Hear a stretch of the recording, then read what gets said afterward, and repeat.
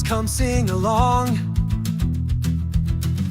Learning chess is where we belong. Knights and bishops, take them out to play. Keep them active every single day. Castle your king, keep him safe and sound. Knights off the edge, they just fall down. Rooks on open files, climbing to the top. 7th rank, that's where they stop.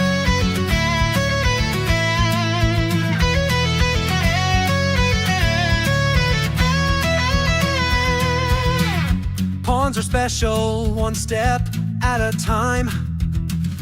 Work together, they'll shine and climb. Control the center, it's the place to be. Open lanes, and your plans run free. Castle your king, keep him safe and sound. Knights off the edge, they just fall down. Rooks on open files, climbing to the top. 7th rank, that's where they stop.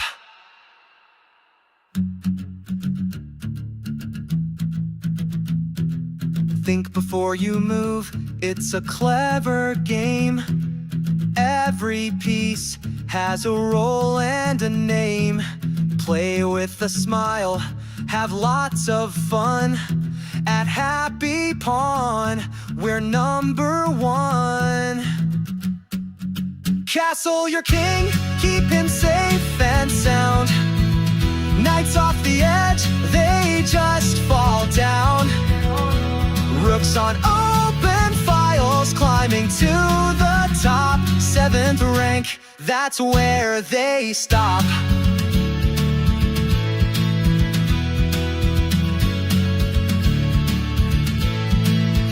So sing with us and learn today. The Happy Pawn is here to stay. With every move, you'll grow and see. Chess is the best, come play with me.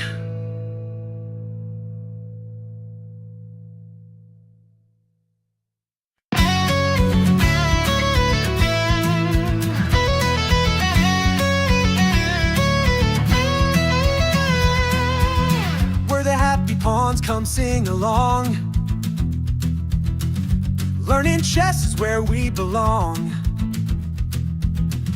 Knights and bishops, take them out to play. Keep them active every single day. Castle your king, keep him safe and sound. Knights off the edge, they just fall down. Rooks on open files, climbing to the top. 7th rank, that's where they stop.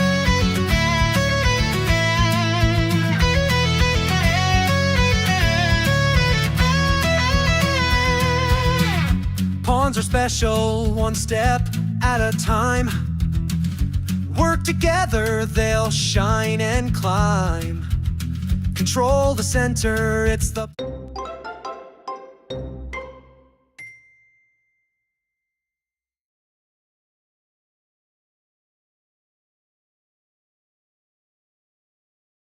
Go. Welcome everybody on this 53rd Happy Pawn tournament. I'm teacher Sebastian, and today I'll be commenting this tournament along with me, teacher Aaron. Hello everyone. They don't see us, so sorry, your cute intro pose didn't go through. Oh. But happy to have you anyway. Just to comment on the tournament info. So we have two tournaments. There's the beginner and the open. It's unlike what's written. It should be updated, but it's not age restricted, but rating restricted. And teacher Aaron with me is gonna kick out not only of the tournament, but of the team, anybody who is above 1,400 and goes to the beginner tournament, sorry. So if you're above that and you're currently in the beginner, I'm talking to you. Yes, you. Yes, don't look away. So it's time to change tournament or else. And you don't want else. And the open is open for everybody. So whoever you are, whatever you do, you can join the open and have fun. And for the Happy Bond students, if you enter this tournament, you should ask your teacher later during the next class to get some points. For example, 100 points for entering it, and 10 points per victories.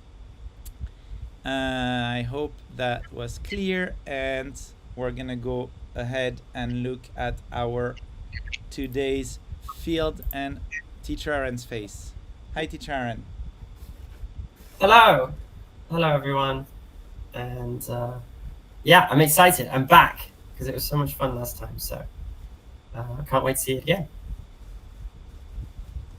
Yes, so I'm gonna share, actually, sorry, I forgot one tiny thing.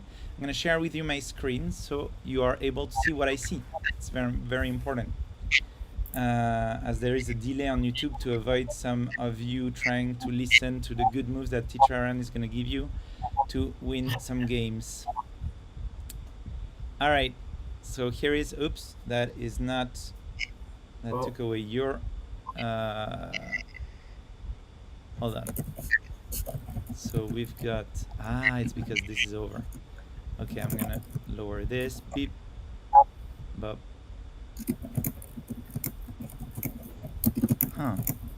Because I shared my screen. Okay, that was something I forgot, but it's gonna be fixed in no time.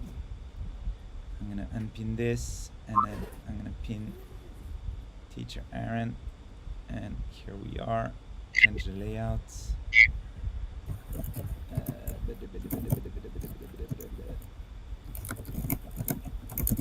Address view. Sidebar. That's better. That is much better. Spotlight. That's gonna be the best. All right, we're all set. So, who do we have in the field today, Teacher Aaron? We have quite a few people. I see one or two of my students in the lineup. I've got Samira, who's one of my students. I also have 100 Blunders a game, who is a student as well.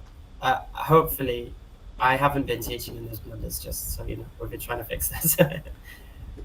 We also have Kin, who is Tree Rat here, who is rank number 2, and probably one of the favorites in the beginner tournament. He is definitely a strong chicken. We also have one of my little beginner students who have gotten lost and found themselves in the open tournament instead of the beginner. I hope he finds his way back, otherwise that's going to be really, really tough. And speaking of the open tournament, we also have Lulu, who is another one of my students, and a force to be reckoned with. He's exactly where he should be. He could give a good game to everyone. So hopefully we solve that last little issue. And a bunch of other people who I don't really know. They could be students with Happy Bond. They might be. I know Sartak1911 I've seen play a lot in the tournament. So nice to see you, Pumi, as well. Well, I'm not quite sure. Let me take over then, because I do know a few people. There is also Beyblade Happy Pond, which is actually one of my students, which is probably on par with Kin. So I'm hoping one of them will win this tournament, or the next class will be painful for them. And the message has been sent. There's also I think some of Teacher Louis, which is the usual streamer on our monthly tournament, such as Quentin Levesque. There's also Theo M. I think he's in the club, but I'm not sure which teacher he's training with.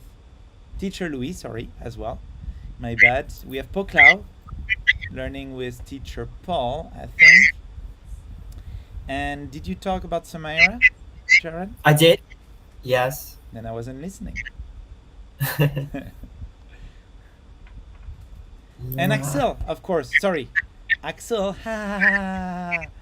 who is a student of teacher, looking at my admin. Teacher, who's training Axel?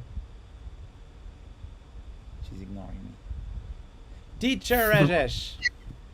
I see. I do have 2 more students coming later, though. I bothered everybody this morning. I messaged them saying, hey! Oh.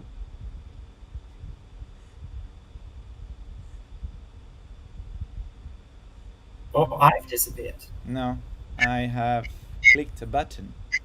And Oh. it's been kicked out. The wrong button, the Yes. forbidden button. So you said, hey. And then, sorry. Right. I forgot, but I have 2 other students who are some of the stronger ones.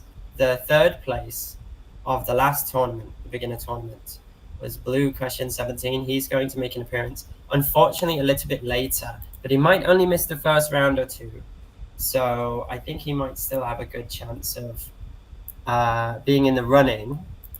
Because I think if you join late and it's less than half of the games played, you do get half a point. So it's not the worst thing.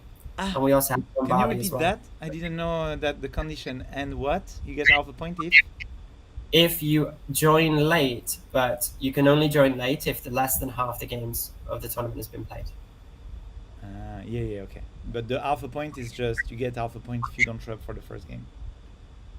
Yeah. Well, I think for every game that you missed before you joined. But I think if you join early and then don't show up for your game, that counts as just being absent and you lose it. So I think if you can't make it to the tournament, you should join as soon as you're ready to join instead of joining before and then leaving it. Got it. That makes sense. And also it kind of messes up the pairings because some people just get this automatic win, no moves played game, which we saw a lot of last time. And here we go. Let's have a look first at the 100 blunder. Yes. He's against a Russian, probably grandmaster. Could you share your screen with me, please, so I can see? Yeah, okay, fine. It would be. It's harder to commentate if I don't see the moves I do. That's a fair point. I'm trying, and I'm failing. Hold on. I'm gonna push that up a bit. Beep. No. Beep. No. Share screen. And here we go.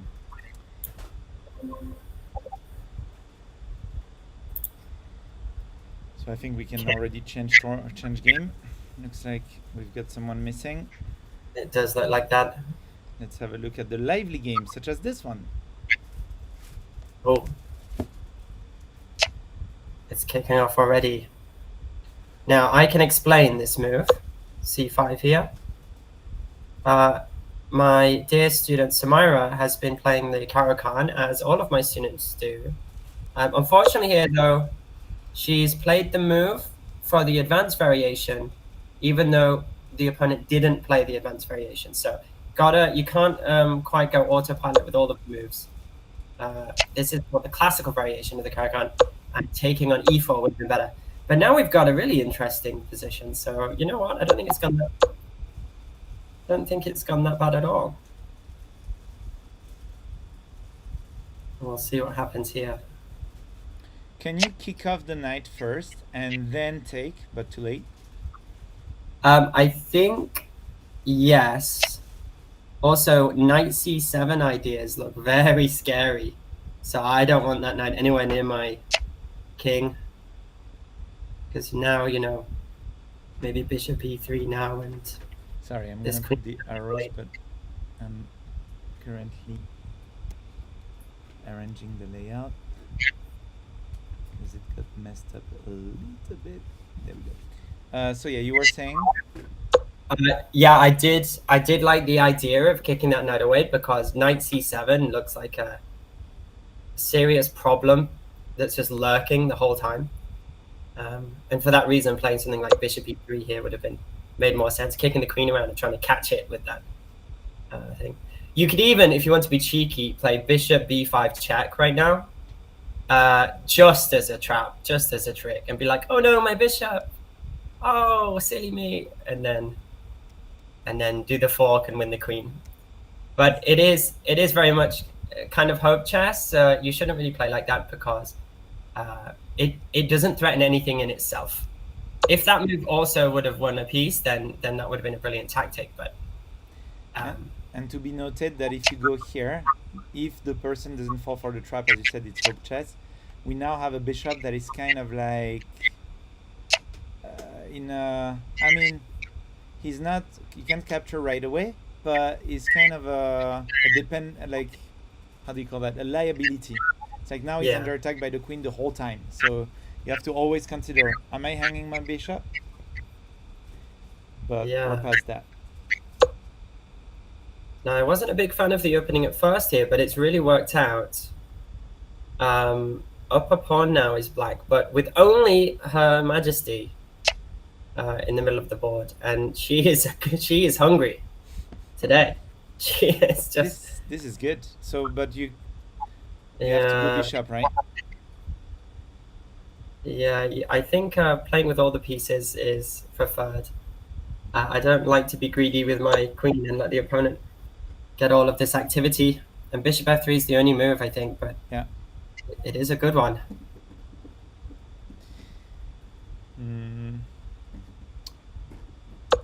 So that's how you teach your student, teacher Aaron? Take out the queen and the knights and the bishops at home. But she has spotted all the threats and is currently 2 pawns up. And I do teach my students to be 2 pawns up, that's for sure. And can you play queen e4 here? That looks like a fork on the king and the rook, and you can't come back to block in a nice way. But we're really getting greedy now. I mean, this is... Well, if anything, this bishop move was clearly a hope chess. Kind of, the bishop got deactivated, right? He was absolutely fine over here, having a nice diagonal. This was the move that should have been played before instead of that bishop attack. Because even at let's say when you start chess, this is so obvious that the bishop is attacking the queen, right? And you're just helping the queen to relocate to a better square. So yeah. But now the knight's blocking the coordination between that rook, that bishop and the queen. So I just hope and pray that we're going to see one of the friends join the battlefield now. Knight to c6 or g6, bishop g7. Because otherwise, you know, there we go, e5. We're getting ready to develop small pieces, so I like the look of it. should we have a look at another game? Or you want to stay here? Absolutely, I think we can come back to see if the greediness paid off or not later on. So we've got just some results already. Ruby Handy Sandwich won by resignation, as well as Poklau Nawat, as well as Define BG, as well as 100 Blunder. And we've got a few draws, and let's have a look at this game looks a bit wild. Beyblade against TOM. That's up 3 pawns though, and seemingly holding it all together. But there's a pin. Tom, tom, tom. It's scary, but the queen can't stay on that diagonal right now. So Yes, everything, you could attack both of them. Tom, tom, tom. and then play b6 or c6, and everything's fine. It's all holding on by a thread. Or rook c7. Yeah, that one's probably better, because then you don't have to worry about everyone, you know, holding on by the skin of their teeth there. Now, can you tell teacher Aaron what kind of advice I often give a Beyblade happy pawn looking at his timer? To slow down and think about your moves carefully. Wow. You first try. Yeah, it's Yeah. so important that it's the first thing I think about. Yeah. Although the opponent here has slowed down and thought about their moves a little bit too much, because it's flashing red right now. So I guess there is a fine line, and 5 + 5 is the fastest possible rapid time control. So it's not the slowest thing in the world, but Yep, and white seems to be doing well. I would agree with the fast play if you're like, it's a strategy and you know what you're doing with your chess and you don't blunder a lot, meaning like at good level. But it's just, I do know that Kevin, despite his really good level, tends to lose game because of that fast play. So And another funny thing, you know, I think you might have the same experience, but it seems simple to slow down. But the more you say it, the less the students slow down, I feel. Yeah. And I think they should have taken a lot of time on this decision here, because the knight coming into e6 looks like things could get dangerous. Unfortunately, the opponent doesn't really put the pressure on there and loses the knight. And I think that's going to be the end of the game. Yep. 2, 1. Oh, any place. Still fighting. Now, I love it. the mistake that black could do, which they very well do, is to play too fast and lose on the board, right? Meaning like act like they have 1 second on the clock. But okay, that's going to be a wrap. Yeah. I do have a tiny story to share with that. When I was about 12 years old, and exactly that happened. I was crushing someone over on the board. I was above on time, and I just worried about the clock at some point, and I ended up losing. So use your time, little people. Yeah, I just caught in the little thumbnail there a lovely knight fork that won the rook. Oh. And just a few moves ago here. Oh wow, nice. It looks like Kin is up a piece, which of course is winning, but it's not the easiest thing. And you know, the knight is the worst extra piece to have. I've countless number of times I've lost with an extra piece, but the pawns just push and the opponent is such an easy plan, and my knight's dancing around trying to catch them and it just can't get there. So that knight fork really makes the job a lot easier, just being able to convert. And even if you lose this knight, who cares? You know, you could even play rook c5 now. Just say, yeah, take the knight, whatever. I'll take all your pawns and push mine with the queen. And you could even sacrifice the rook on the last pawn. I like to do that personally, just to make things as simple as they get. Right. Well, arguably unnecessary, I understand, but... Sure, but anything that makes the plan easier. Having a plan is the most important thing, and if you can make a simple plan, even if you know, lose a bit of material, I think that's a really good decision. Yep. And besides, if you keep a lot of pieces like Kin does, I don't think Kin is going to do a stalemate because he's been around. But there is a danger. There's a real danger of stalemating. So I like the idea that he just hung the knight. That was not necessary to checkmate. And but look, black has those two extra pawns, so there's 2 free moves that won't be stalemate for. So a big mistake I see people make is then they go and hunt down those pawns before they even try and checkmate, which does the opposite effect. It doesn't help you win anymore. It actually raises the chance of you stalemating. So that's true. You did it perfectly here. This is exactly how you should finish this game. Okay, and we're back to the perfect loop. We started with them. We're gonna finish this first round with them. What happened to the queen? It's gone. Oh no. It is. Let's see. Maybe it's been dancing around too much and eventually came here and then yeah, bishop c6 would have won the queen already, but I think that was missed. Yep. And this is what happens when you're a little bit too greedy with the queen and she's the only one running around and causing trouble. It is quite strong. It is very difficult to defend, actually, for a long time in your chess journey. But you shouldn't panic, because even if you're down 2 pawns for a while, that queen is always going to be in trouble, and it's tough. It's very fast moves. Oh, sorry, you're going through the moves. I thought this was sorry. Yeah. That I am. Okay, here we are. We're caught up. Yeah, to come back on the queen, it's what we naturally tend to do, right? And developing the knight and bishop seems unnatural and borderline boring. Sorry, it looks like we don't see your face for a while again since I chaired. So I gotta put you back. Oh gosh. Apologies. It's okay. We're gonna see a lot of you after. Just trying to belittle my mistake for myself only. And then this is gone. And you're back. welcome back. Oh, a blunder. No, not a blunder. I'm blind. I got dizzy when you threw me onto the screen there. I thought just for a second there, I thought knight to f3 was a fork, but it isn't because the rook's covering. So it looks like this one is going to be game over. You have to play h5, but I'm not sure if it does too much good. Yes, and no, h5 was not played. Yeah. Yeah. So going back to the queen, it's yeah, the boring option of taking out the knight, bishop, and castling is like a good one, a simple one to do, and all the way to like good level. Really. Yeah. Let's have a look at the open quickly. Yes, absolutely. Okay. So we've got a win from.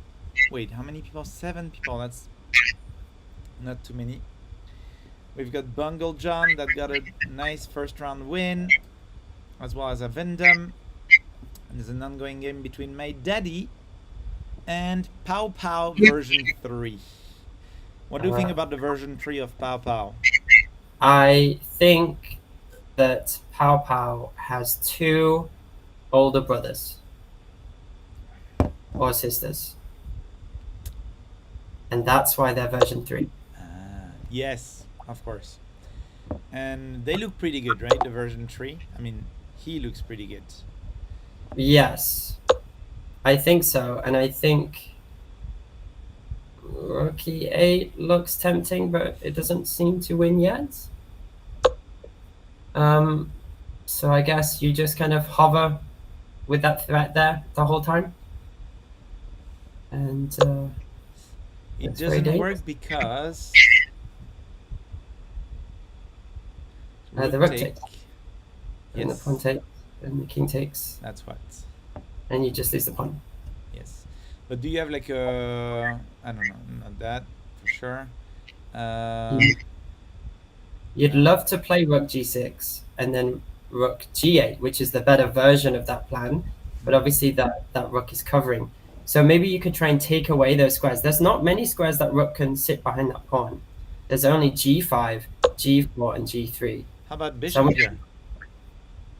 Sorry to cut you off, but I think that was a winner. Because if you drag the king out, then you can do that, right? I mean, that was before now. It's a bit risky. Yeah, but then king d8, and then D8. your rook goes up, and the pawn takes, king takes. Fair enough. Meanwhile, my dad No, found the winning bishop. plan. Your bishop recovering, that would work actually, you're right. That was the Ah, yes. Yes, Yeah. of course. I knew that. But exactly, those are the kind of ideas, right, that you have to sit and figure out there. Yes. The position looks so good that either just sitting and waiting for a bit probably is going to be a good solution. And yeah, instead we've got the bishop rook g8 plan. Yeah. So it's a good idea from the opponent. They have to sack that exchange. To get the pawn. It just creates a new pawn problem on the other side. Oh. And- So don't do that check. Save the rook, right? Or oof. No, I like this. We just trade off and Yeah. we push the pawns, and it's an easy one. Okay. Fair. But I mean, there's loads of ways to win one. I think there's 4 pawns or so. So Let's go, Daddy! Run! All the way! There's no stalemate problems. Nope. Not that. If he does a stalemate, then we'll have a conversation as well. No. He's good. He's good. He's been my rival forever. I think we have an even record in actual chess tournaments. Anyway, I think that's it for this one, right? I don't Yeah, I think think there's so. gonna be any surprises here. Let's go back to the Beganav. 21 chickens. That's a lot of Good. chickens. Okay, so which round game? should start.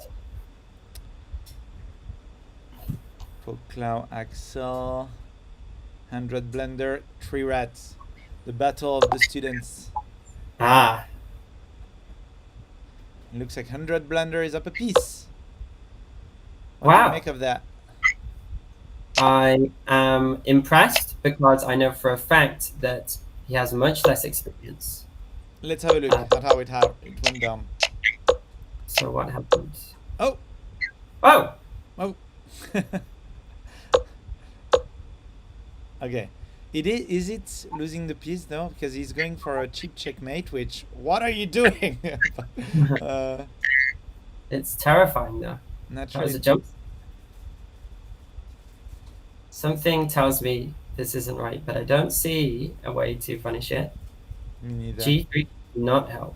We should not. Oh, G3 does help.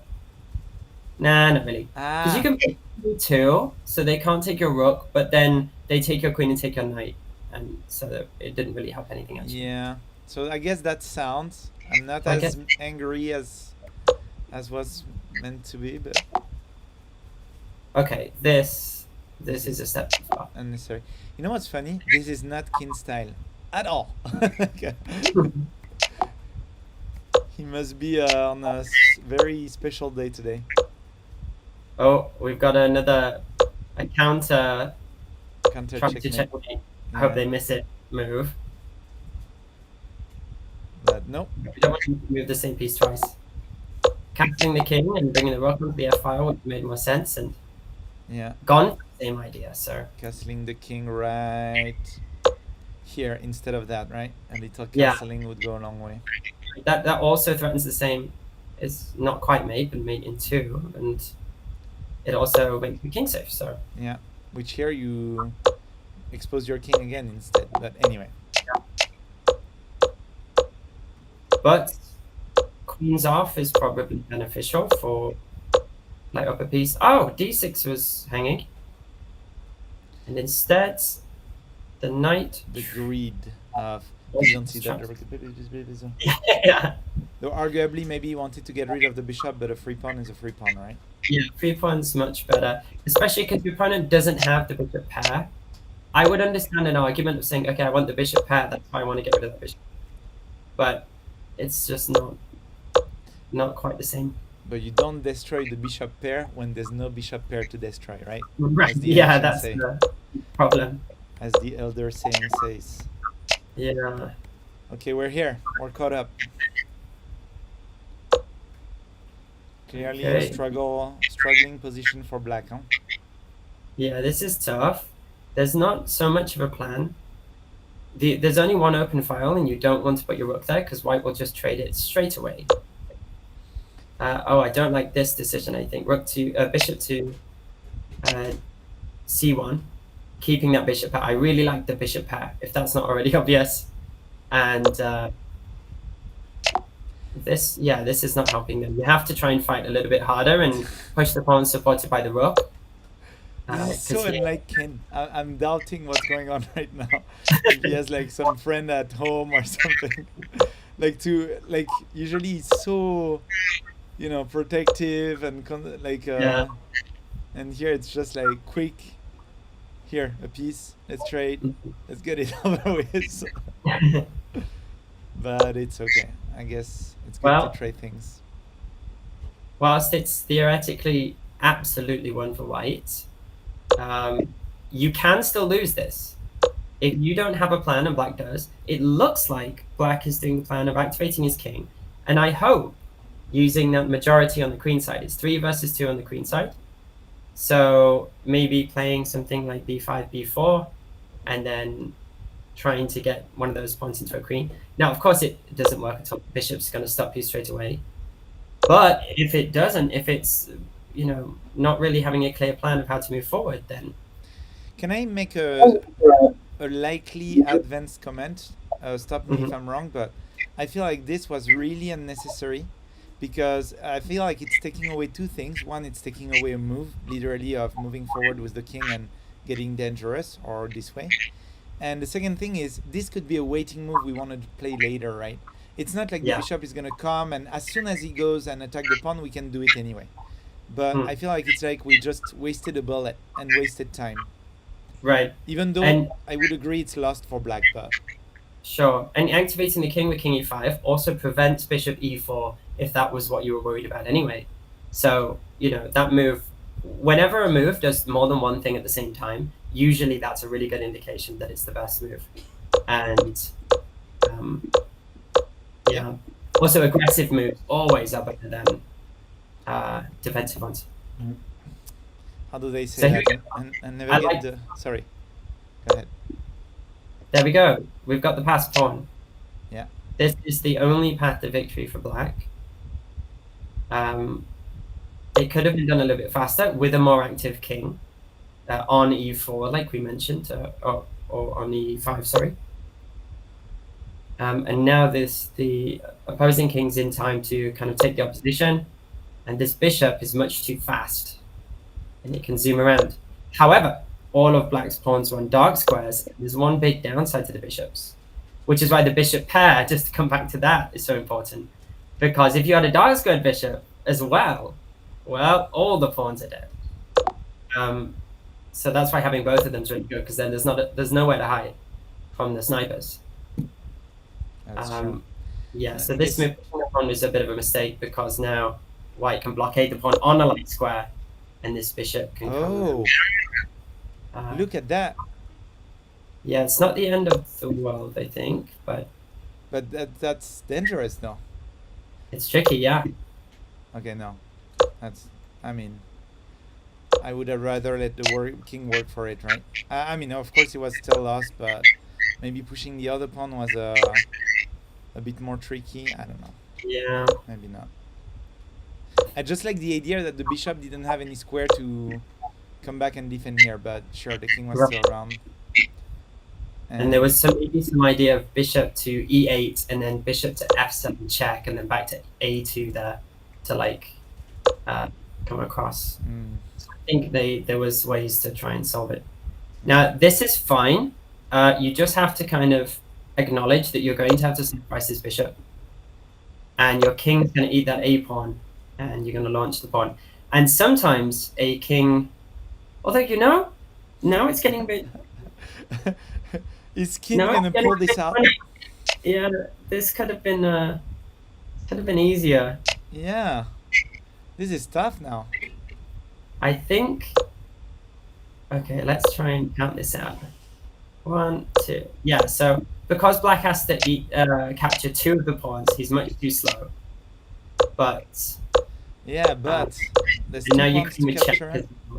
You can't be clumsy with your technique here. Oh, you Well, don't here, think- arguably, yeah. That I wouldn't have done that with black. I would have stayed grouped. I think Yeah. that check was too easy to, yeah. And he resigns. Wow. Oh, I totally forgot watching that game that was my student from the school class. Very good job to take down Kin as well, even if he didn't play as we are used to seeing him so much. But really good game. That was really good. All right, on to the next game with Poklao Nawat against Axel. Who is Baroque? Yeah, it is. What's going on here?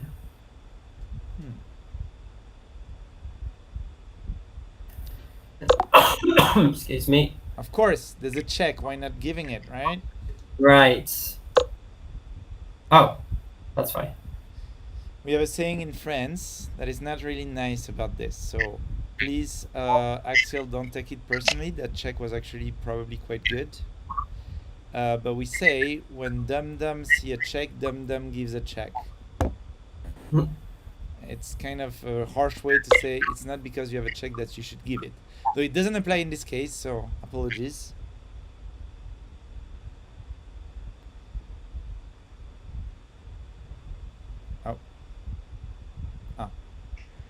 I thought you were frozen in your drinking. No, I'm just thinking about the position. I'm frozen in thought. Wow, look at that. 6 people watching the game right now. On the, Wow. I guess they don't have. Wow. That move does not help. Let's checkmate. And he sees it. Well done, Axel. Let's have a look at the open a little bit. Let's see. Okay, Bungle John with a second win. Oh my god. Is this your day, Mr. John? Are you gonna win the open? We have one last game playing. A Vendom versus Jessifer. Okay. Rook endgame, the most important type of position in all of chess, I think. Because it's so common and so tricky. So I'm not sure how much help I can be. It does look like black as an edge, but for sure it's not gonna be easy. You know, it's funny, No, this kind of anymore. endgame, you can be like, depending on the position of the rooks and king, you can be like up 4 pawns, and then the next thing you know, it's like 2 pawn against 1, and Yeah. then there's a trade, and your pawn is not advanced enough, or I don't know. And I actually think I would rather take white even maybe here. Wow. Just because there's a very clear plan of launching this G pawn. Or black, it's a bit, which pawn goes for it? Maybe the A pawn though. Sure, but But I then, think, yeah, maybe rook here is gonna be a, you know, not sure that checks helps. It does. It's blocking the pawn now. yeah, I'm not quite sure. The king blocking the pawn doesn't look so appealing to me Yeah. for mate now. And suddenly, I mean, and this is why these rock end games are so important, is because it looks fairly simple. It looks like we're getting to near the end of the game and we can start to turn our brain off. But really, it's the opposite. It's, you know, the eval bar can be doing somersaults at this point. Yeah. And it probably is. Now, it looks like white's going for the Lucina position, but it doesn't really make sense if black has pawns of his own. Right, but then again, how do you get through that second line, right? With your king and with the B pawn launching up too. I mean, yeah, Exactly. this is a very strange decision to push that A pawn on his own. Yeah. Because now he's just dead. Ooh, now this is not looking good for my padre, my old man. But he's seen worse than that. He's been around. Check this out. Now it's pretty good, right? The king is ready to rumble. It's gonna be a draw, I think, isn't it? It's hard to say. I mean, surely, but how is the thing? I think white has. What can you do with the rook here?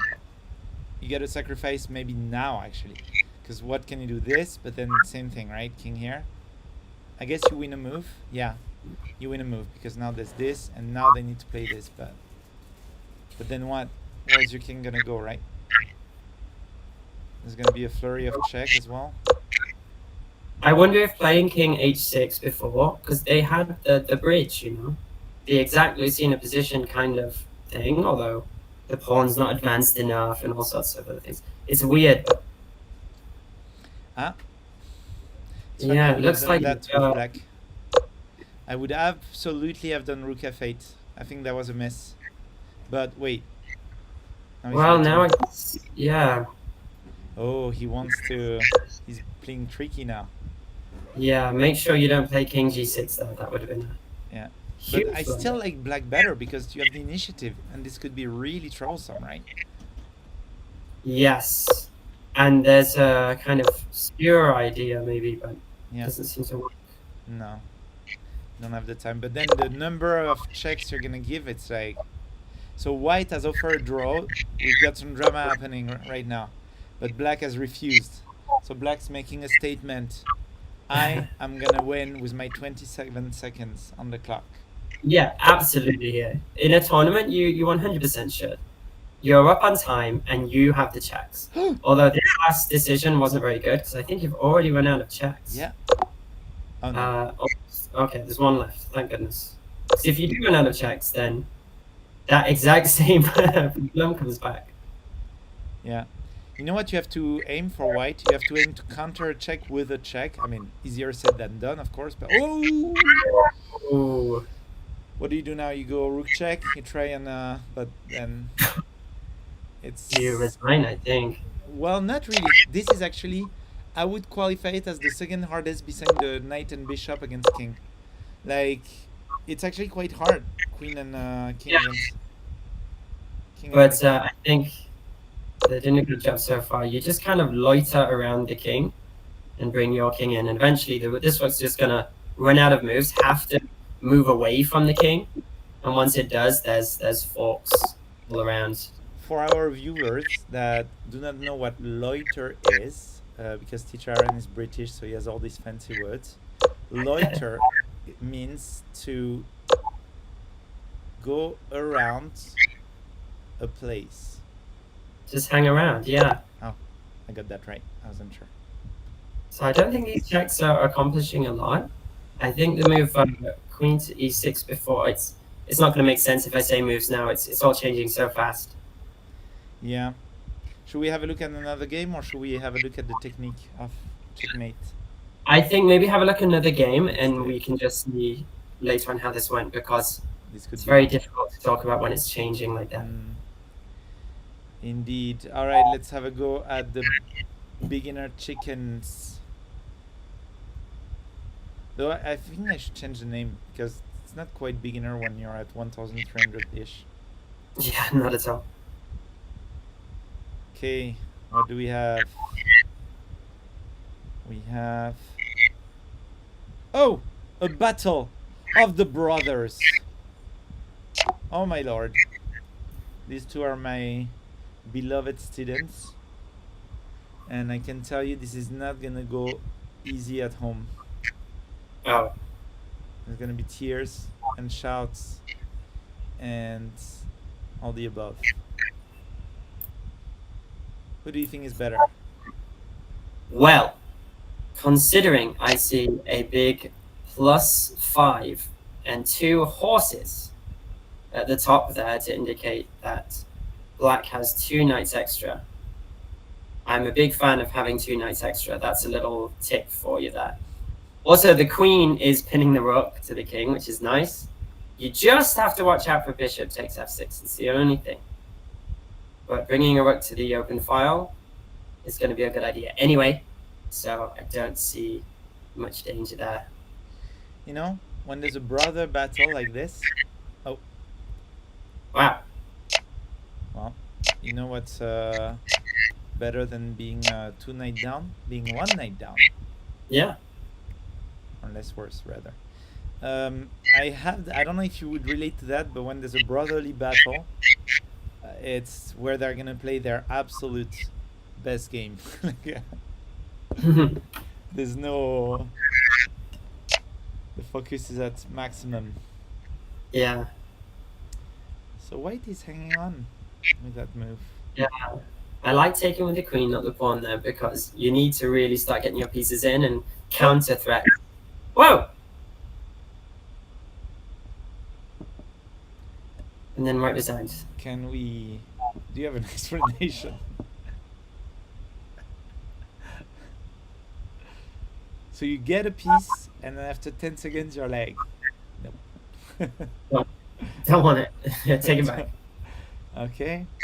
I Okay, guess they there's want- some untold drama we don't know about. Yeah, maybe the drama already started. Yeah. And that was the consequence of it. Beyblade versus Axel. Those two are probably gonna clinch on the 3 top spots, maybe the first spot. So, give us your opinion, teacher Aaron. What's going on? Okay, so just material-wise, well, black was up the exchange. Now there's a pawn being captured, which looks very nasty. You know, I think white is doing so much better just from looking at this, without calculating, without looking at any tactics. The control and the pressure here looks very nice. And yeah, and as soon as we do look at tactics, no wonder they work out. And the knight just retreats to the wrong square though, but still, in position, it's That's troublesome though. Yes, It's TOM, more teachers. bishop takes bishop, and if the queen takes, you hang your rook on b8. So that's actually a blunder. Okay. I missed that. Yeah, That was good. Will White. And it's no wonder here, even though the material was for black, the position was so cramped and there was no coordination. And even a rook down almost, because the rook on f1 is still sleeping. No! And the rook leaves. He lives. He? Okay, and now the coordination and the cramped has been stopped. So rook d8, rook e8, one of those, and suddenly it's black. Chess is brutal. I think one mistake and one wrong move, and that's it. Hold on to your socks. Yeah, it's That's not some- scary. I think no. rook eight, and the queen has to go No, but I wanted to say hold on to your socks. in. So. You can always say that whenever you like. Well, you need some context at least, but yeah. Yeah. Okay, that's still interesting though, because could go either way, right? Sure, black is winning, but like if white, it's so hard to activate this rook, right? In time to do anything, yes. The only pressure is on f7 at this point, and the rook's not going to be able to get there anytime soon. Trading the queens benefits black because black does have the least safe king. Oh, a free pawn! Well, it's just a joke, of course, huh? The rook is hanging behind. Really? But good play by black right now, Yeah. pressuring the pawn. Apart from hanging the rook on b8, after that, the play's been great so far. Yes. Making sure everything stays defended and re-coordinated and everything's good. Oh.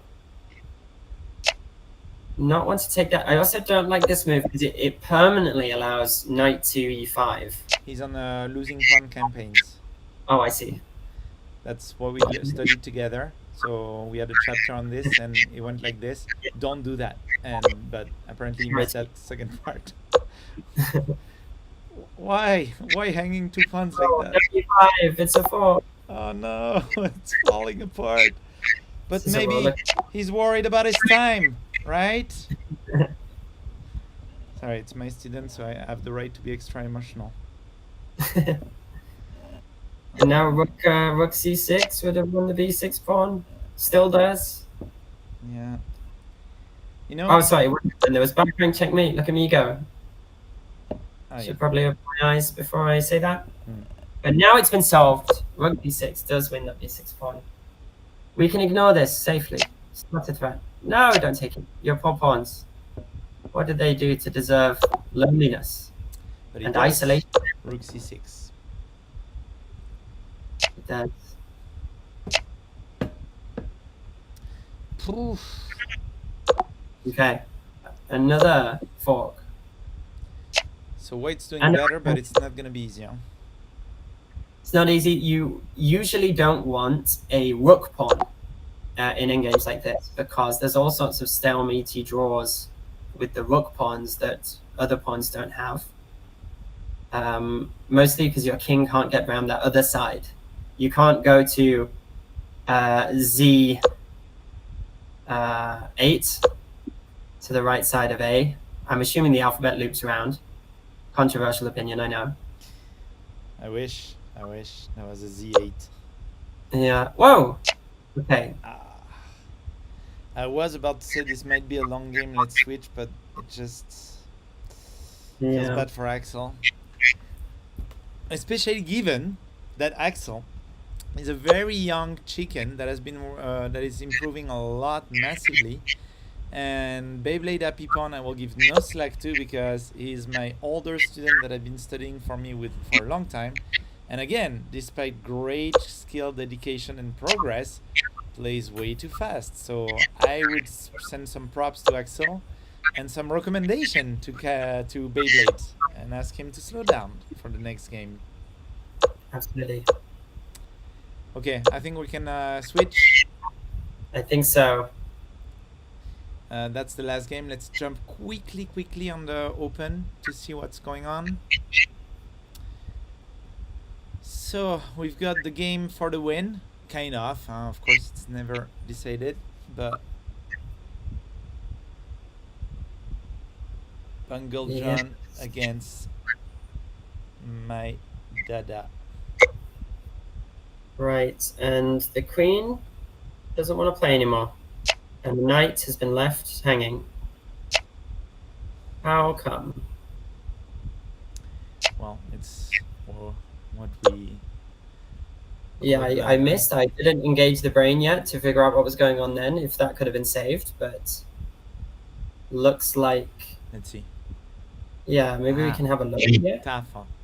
Actually tough. I mean, it's I better mean, to queen stay, but f6, you just get out of that pin and you're still defending the knight, right? What's wrong with queen f6? yeah, Queen F6. True. I think that's fine. And even e5, maybe,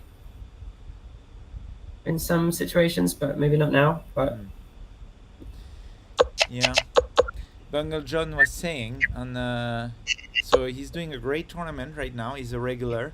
He's playing often, but as you can tell by his rating, which is pretty good, he's often facing like 2000 rated player and stuff, but go at it every time. And here with this start, he was saying that still he had Jessifer to face off, and that would be a tough match. So yes, and it will be even tougher without a bishop. that's true. I love the Carlsbad structure. A lot of my openings are, my whole strategy in my opening play in a lot of cases is just to get this structure. The exchange variation of the Caro-Kann, the Queen's Gambit declined, any of those openings, the pawns form this pattern, which is the Carlsbad. And there's lots of really good ideas here strategically. But when you have such a nice, solid, safe, sound structure, as black down a piece, I think maybe you should just wait, see what your opponent's up to. Don't really do anything. Maybe rook to c8 looks good, or a6, b5 maybe, but you don't want to give them any easy moves to play off of. And just wait. Normally the plan for black is the minority attack on the queen side with, you wouldn't even need a6 actually in this case. You could just play b5, b4 straight away, but and then try and take that pawn on c3 and get a backwards pawn. Or if they take you, then they isolate their d pawn. So no matter what they do, they're going to have a structural weakness after those two moves. And it's called a minority attack because those two pawns, the fewer pawns than the four of the white, do actually attack. They're very brave. That's And the interesting. light square bishop doesn't really help defend the d pawn or the c pawn. So I think this plan still is useful. You can argue, hey, it's a light square bishop. It's not going to defend c3 or d4 ever. So we'll still do it. Nice. The Carlsbad, right? Yes. Interesting. Good. Interesting idea. I like it. Yeah. And then usually in those situations, white wants their knight on d3, which defends everything and attacks, threatens to jump into e5 to c5, everything you want. Also defends the f4 square, which is clearly what black's kind of organized on. Maybe that's what he's doing. I don't know. Yeah. My dad is, I mean- is also quite a theory, idea, strategy kind of guy. Like he knows more stuff than me on. So I'm Yeah. guessing it wouldn't be too surprising if he knew about it. Right. So he's And offering to trade here. which is fine. You're up a piece, right? I probably would have taken that knight with the bishop and then put my knight into the center there, and because I think my bishop's fairly useless here, but maybe doing it now and then putting the knight on d3 and just sitting and waiting and saying, hey, what you gonna do? I'll play queen e5 next, trade the queens. If not, I'm moving forward and you're moving back, and I'll get somewhere eventually. So, hey. Sorry. Yes, another thing I would like to mention to John, Unfortunately, I think he paused the video, but I think my dad is pretty sensitive to trash talking. So no, just don't do that. Yeah. Never do that. That's not good. But yeah, so we've got probably if white plays safe, it should be a smooth sail, right? Mm. Black has to watch out not to blunder with queen b6. That looks like the most tempting move, which I actually expect to happen. But then the bishop takes the knight first. Oh, you won't even need to do that. But so for some reason, I'm blind. I thought the knight was on f6. Don't really agree with trading off your lovely knight there, but with 9 seconds left, it's getting tough. And down a piece. I think we can change. Yes. I think it's time. I think we should go back to the smaller chickens. The chicks. No. Is that the baby of the chicken? The chicks? Yeah. But I shouldn't say it like that, right? Well, I call my students chickens because they're small. Or like chickens are already small, you know? Yeah. So if you're particularly small for a little student, then maybe. Yeah. Oh, here he comes. The blue Yeah. cushion 17. Blue cushion 17 is here. And have we seen an exchange variation Caro-Kann from one of my students, as usual? It looks like it. Or was it a Queen's Gambit? Yes, it was, of course. Oh. And, wow. Once again, showing the almighty power of this opening. And teacher Aaron's students. It doesn't always go like that, no arguing.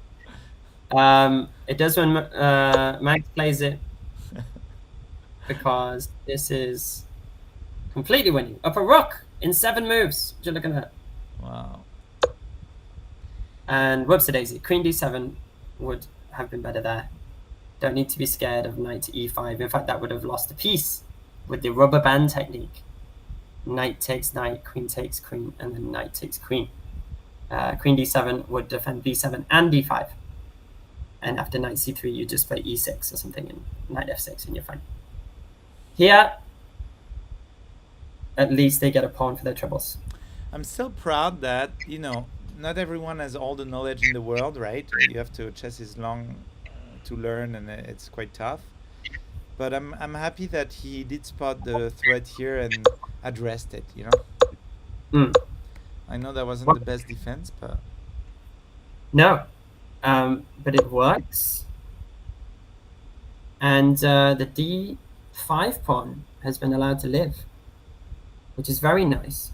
The central pawns are worth more than 1 point, I think. I think that's fair to say. Losing your e pawn or d pawn in the opening is really quite disastrous sometimes, because your pieces just don't get a chance to come in, and the opponent gets all this space.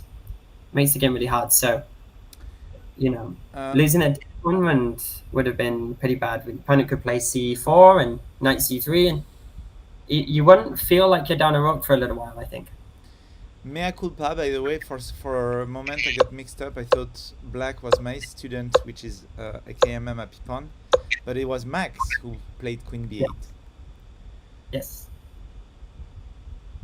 So, okay, so nonetheless, a good attacking position from AKMM a Pipon, but now it's been a bit turned off. Yes.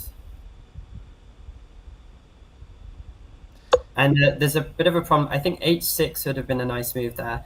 There's a bit of a problem with the Fianchetto setup with the pawn in g3 and a bishop coming down to g5, is that it can't retreat, because that g pawn actually means that you can play g5 and trap it. So h6 would have just told that bishop, hey, go away. And Yeah. it would have had to. And there'd have been no reason for that move, but...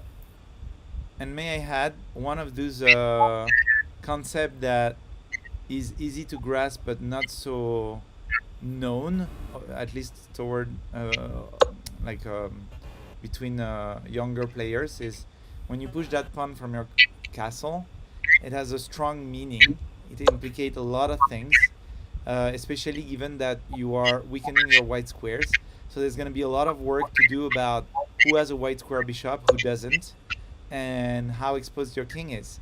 So right now, to give you an example, it's fine, as in like the weak squares. It's not great, but it's not horrible as well, because the black player doesn't have a white square bishop, though the white player doesn't have it too. So it's fine, but for example, we could imagine in a parallel dimension where a queen manages to go there and the knight manages to go there. So we're a million miles away from that, but you can see how this could be a problem, that our pawn is not here anymore guarding that kind of square, even without the white squared bishop, light squared. Absolutely. And just as a little note here, this is exactly the same structure, the Carlsbad structure, as before. And Mr. Blue Cushion here has played exactly the right strategy, which is playing on the queen side, using those 2 pawns to create weaknesses to push and open things up over on the queen side. And this move b4 has now opened things up and caused trouble. And the rooks are going to come to c8 and b8, and those queenside pawns are going to be the target. But of course, losing the exchange and the d pawn, which was missed just then, is a bit too much. But I'm gonna get personal and repeat myself, but I'm still very proud of my student, because Max, I know Blue Cushion, how strong he is. He's been improving massively recently and done really good tournaments. So I'm still proud that my student gave him a good fight. I think that wasn't a given, like given how much Max has been improving. So props to AKMM Happy Pawn, and of course to Blue Cushion 17. Absolutely, I love that move. I was just about to say that I'd like to see the move Rook b3, just going for trades. And you, even if pawn takes knight, rook takes knight, king f1, just sack the rook for the knight, make that easy plan. And if this knight moves, then you can just take the pawns. Everything's fine. And yeah. So this is not to be repeated at home if you're a beginner. Max is already an advanced player, but what I like to say usually to more beginner players is that don't answer an attack with an attack, because that's often risky and counterproductive. Like, you're gonna lose something like, I don't know, I don't have the stats, but 50% of the time, like when there is such an equation. But Max, of course, was in control of what he was doing here. He knew what would happen, so this knight check's a little bit unnecessary, but it's fine. maybe that's where you go this and then that. I don't know. There's a million way to win here. I'm sure Max will find one of them. Sorry, I'm gonna change because I think it's gonna be a smooth tail for Maxi. I think so. Let's have a look at this one. 2 Happy Pawn student again. I see. And there's almost tactics.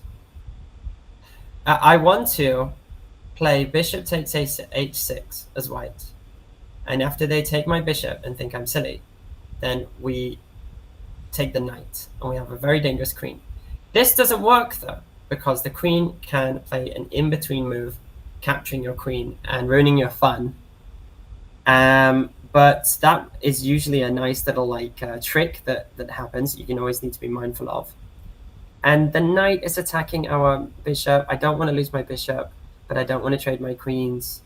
So this is difficult for white. I'm not a big fan of this. I might have played queen f3 in this position just to hope they don't take my bishop so I can do that trick later. But and that's a different type of hoping, by the way. It's not hope chess as in I play a bad move that's only good if they make a mistake. But, you know, you have to move the queen anyway. So It's not a big deal. Right. So it all comes down to, is your hope chess move actually improving or at least keeping the position the way it was before? If it's degrading in no way your position, then I guess it's fine, right? If there's no better move or... Yeah, I think hope chess is a move that's only good if they play the thing you're hoping for, instead of good and there's a little hope for a trick. You know, that's a big difference. Because now I think they're gonna play. Oh, okay. Well, Queen F3 anyway, and it might have just made sense to play the one move. They didn't, but now there's lots of trades and Black is up a piece. So you needed to hope for those tricks, to be honest, in a position like that. It's a shame. Oh. This is again a simple principle that is not always applied. It's a shame because really for Black to go queen take queen, knight take bishop looks such a... I mean, it looks It's so much easier. Relief as well, isn't it? When you're up a piece, your opponent's low on time, you just remove the two most dangerous pieces in the position for your opponent, and you can just relax for a minute, play some moves, develop, improve. You don't even need much of a plan yet. And you just see what happens, and your opponent's time's ticking down, and you've got an extra knight that can hop around, and life's good. It's interesting how it's the other way around often. It's the people losing that trade, I mean, among, you know, younger players, and the people winning that don't want to trade. And I think, if I'm trying to be a psychologist a bit here, which I'm not, but I think it's that thing where when you start losing, you're like, well, whatever, you know, let's get it over with. And when you're winning, it's like, but I can't checkmate anymore if I don't have all these things around. So I don't know. Yeah. Guess it depends for each young players, but I think white is crumbling now. The rooks are going down. And the time's not so great. 2, 1. Oh. Okay, I think we can change. That should be a win for Poclao. That was the last game for this round. Let's have a hop at the open tournament with 12 people now. Just spotted Samira has won her last 2 games as well. I'm very happy about that. Nice. Okay, it looks like we've got 2 games left in this round with a lead from Jesse Fur, but a lot of people have been posing the tournament. I think we're gonna skip over to go back to the young chickens, but it's so good to see where the older chickens are. Oh, hold on just for a moment. Can we take a look at Diaz?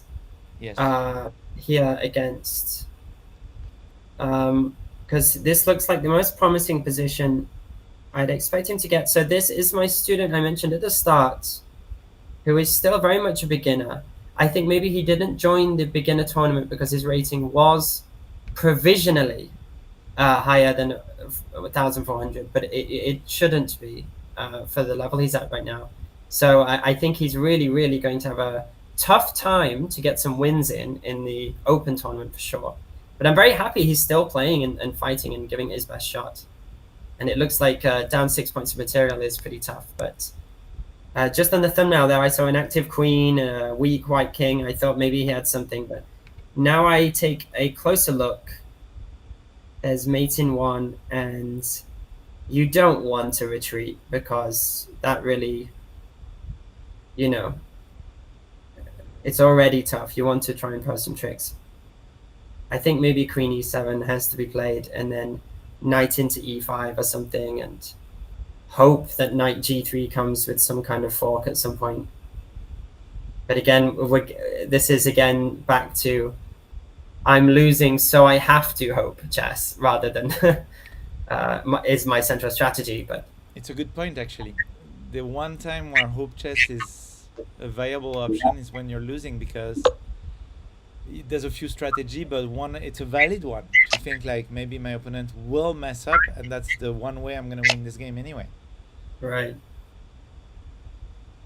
So the knight should go in the center, and then we'll see. But yeah, no, the king has to get h8, and then The bishop's going to give a check. It's all over. Yep. Oh, good try. It looks like, really, given the safety of white's king and the number of moves, that he really did put up a pretty good fight for the lovely Zat. So I'm still happy to get that far. Yes. Let me read the chat a bit before the next round starts. So we've got the brothers. Max had a good game. And then the brothers, okay, but yes, coach, nice. All right, no, it's a lot of gibberish. And on to round number 5. Quite a few people today. It's nice. Yes. Let's have I a see. look. Which one do you want to look at, actually? My students just messaged me. It's just popped up that she can't join. And it might be that it's just past that limit of over half of the games have been played. So that's unfortunate. It is. But yes. Okay, c5 is the right move. It's my student battle this time. Samira versus 100 Blunder a game.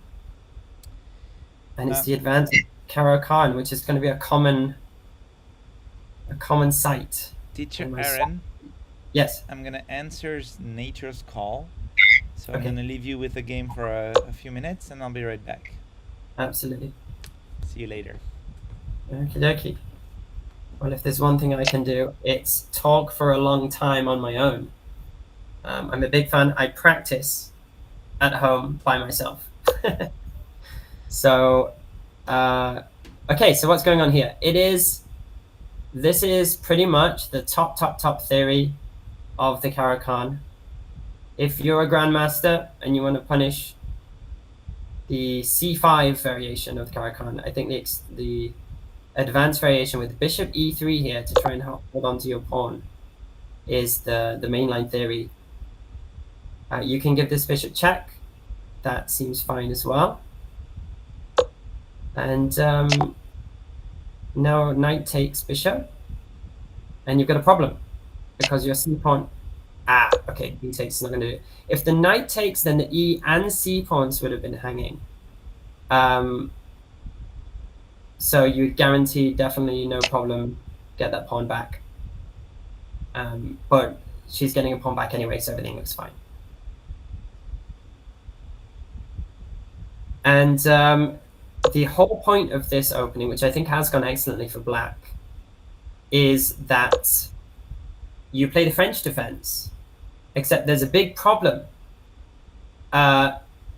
with the French and with the chess opening called the French, which is that the light squared bishop's rubbish. So in this example, the light squared bishop has been traded off, or in any version of these variations, you're trying to get it out and trade it off before you do this pawn structure with f7, e6, and d5, all on the light squares blocking your bishop. So this is a good move, trying to hunt down the bishop pair. I think it will be successful, and it is. Not only winning the bishop pair, not the bishop pair, sorry, but hunting down the bishop. It wins the bishop outright because Samira's just played the counter-attacking move. I saw the idea. It was a clever idea. The queen, when the knight moves, the queen would be attacking the knight on a4. The problem is the knight on a4 was going to move anyway to capture the bishop, so it doesn't quite work out. But still a very nice play. I like it so far. Of course, there was a blunder of a piece there. But it's not easy. There's tricks and traps everywhere.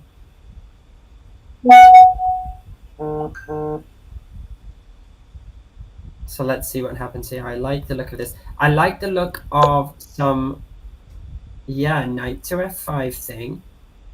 Threatening just to take that bishop and then take the knight. That's the removing the defender tactic, which is a common one. I wonder if she's going to see it.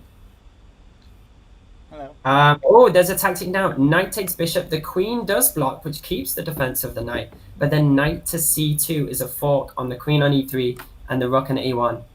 So knight takes bishop, queen takes knight c2. And the queen goes too far. Oh, we're going to see it.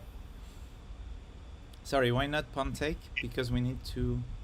Because you need to defend your knight, yeah. Mm. So it looks like we've remedied the issue. As long as we take this knight, please don't castle.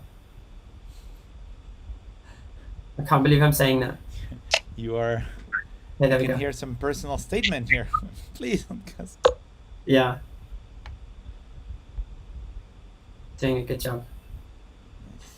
And knight c6, because in a big part of this opening is targeting that e5 pawn. The whole point of the advanced variation of the Caro-Kann, at least if you're going to put your Caro-Kann hat on, is to say, yeah, you advanced your pawn and it's very nasty and it's taking all my space. But that guy can't move and he's in my kingdom now. And I'm going to win him later. And this should be now a lot of the focus for black. And I don't mind even not taking that pawn in c3 there, because you haven't castled. You know, rook to c1 would come at some point. You know, you could end up getting yourself in a bit of trouble, but you don't need to rush this position.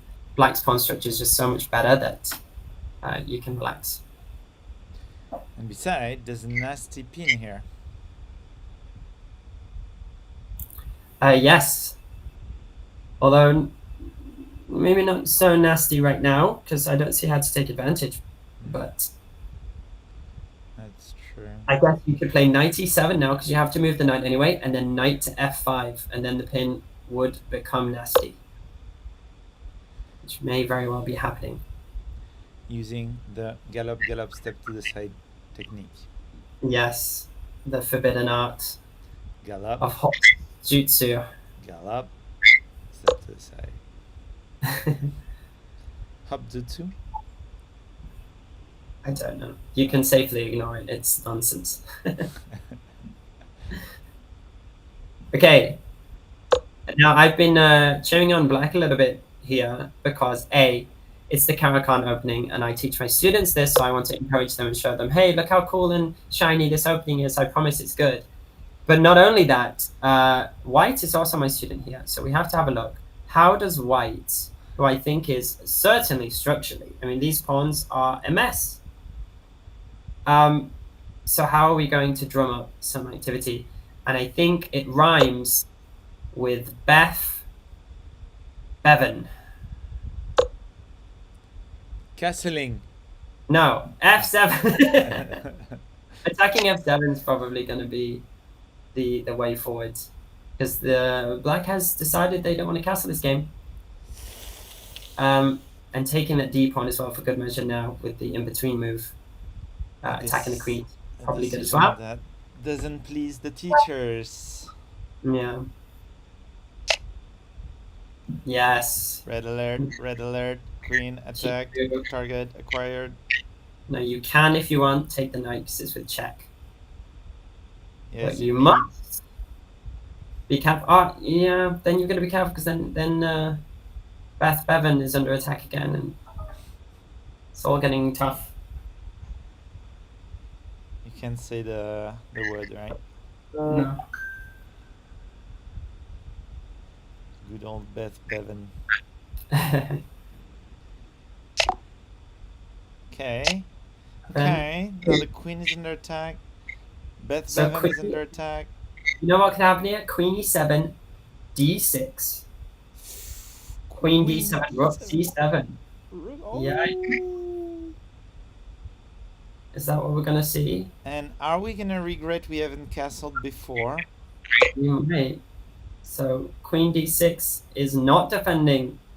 The one square I said is the only plan for white that you have to watch out for. And wouldn't you know it, all of a sudden those rooks are cannons. As And the song goes, castle your king, keep it safe and sound.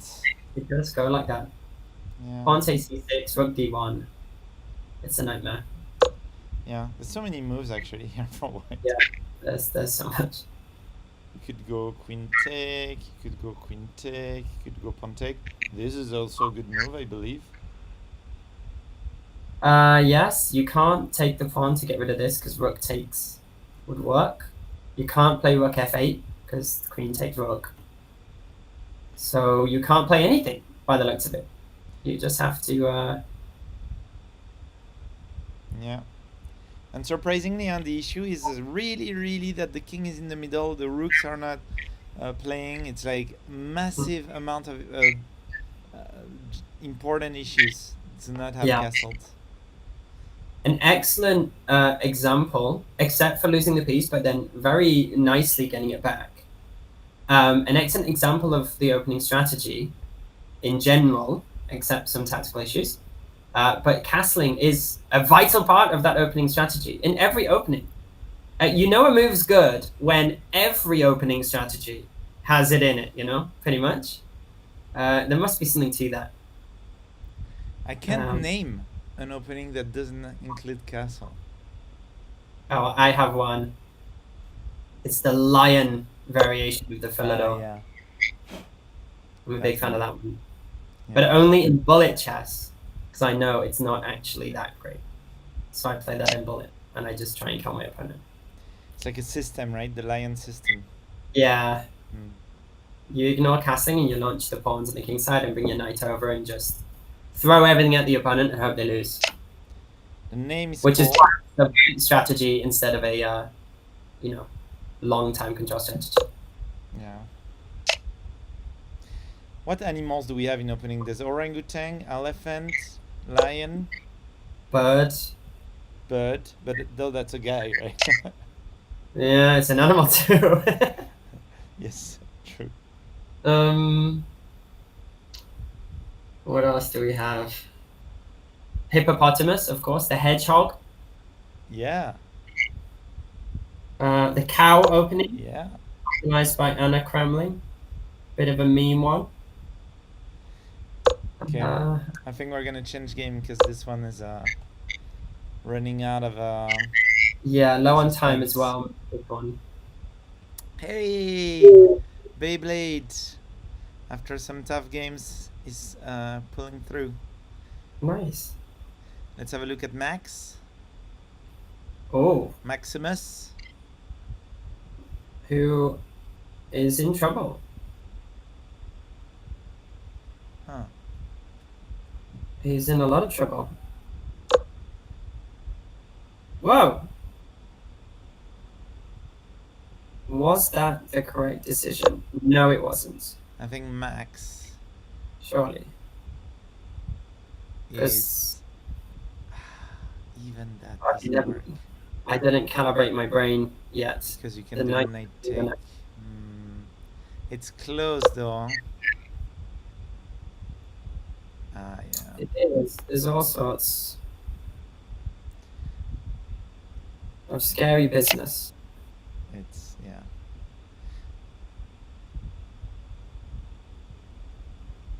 But I think you can safely take that with your knights. I think the king will be 7h7. Yeah. And Can you like pin, but then there's all sort of checks after, right? oh no, you know, yeah, it is kind of scary. Oh. This move doesn't work, so queen f1.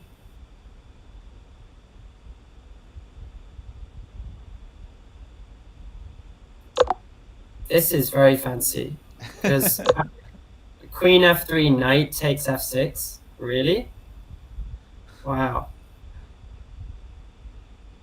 Queen f3. I guess the king has to go to h4 now, so that queen knight f6 isn't a check.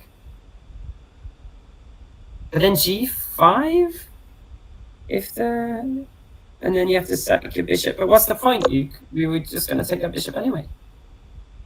Yeah. Queen takes 7. So it does Queen look an awful lot like a checkmate, but then again, okay, I was about to say white has to be careful because Yeah. this piece is hanging everywhere. Sorry, black.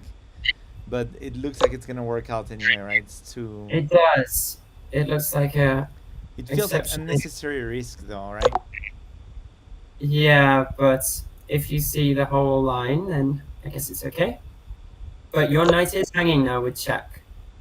And then your bishop would die, you know. But then that's just game over. That was extraordinarily accurate. That is 100% the best way to finish that off. But what a long combination that was. So, some excellent moves. Let's have a little bit of fun, and let's ask a computer analysis right after, just for a little bit of fun, shall we? Yeah, I want to see if that was the right combination.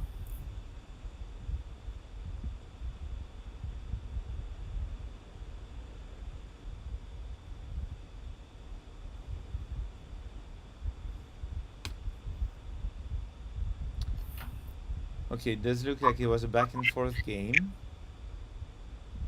but let's have a look at the finishing sequence.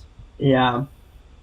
So it was indeed, so that, Yeah, so Queen F1 is what I mentioned there. I think that move, I didn't really like the move Queen C1 because of Queen F1.